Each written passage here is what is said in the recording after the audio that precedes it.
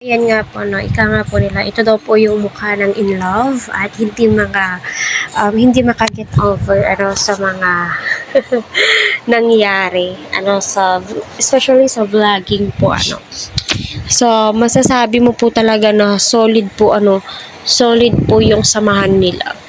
Kasi kita nyo po no na in love sila sa isa't isa. Yung tipong nagkukulitan sila, na yung tipong ang tagal na nilang magkakilala.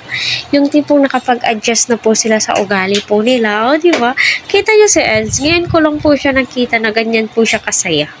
Ngayon lang po simula kay Beyonce.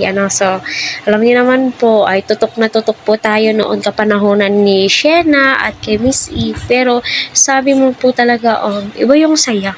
Iba yung saya niya, yung masasabi mong, eto na talaga yung taong para sa akin, the boss. Ayan na naman tayo sabihin na naman, ay naku, pinapangunahan mo naman. Ano ngayon?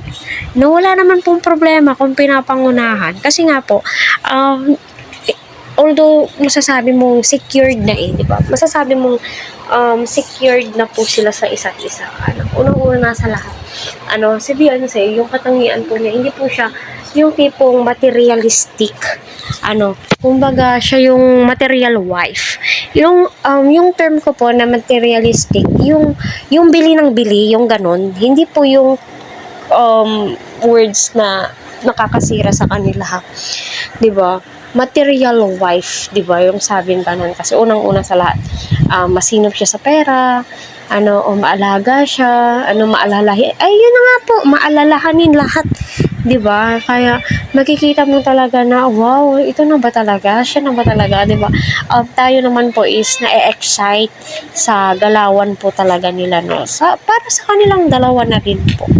Kaya marami ang natutuwa, marami ang kinikilig din po. Syempre yung videographer, yung mga nanonood sa kanila na Team Kalingap, malamang kinikilig. Pati si Kuya Val Santos Matubang sobrang kilig sa kanilang dalawa. Masasabi mo po talaga na eto na yung babaeng inihintay ni Eds. Kagaya nga po ng sinabi niya, magta-30 na daw po siya, bakit daw ganito ganyan.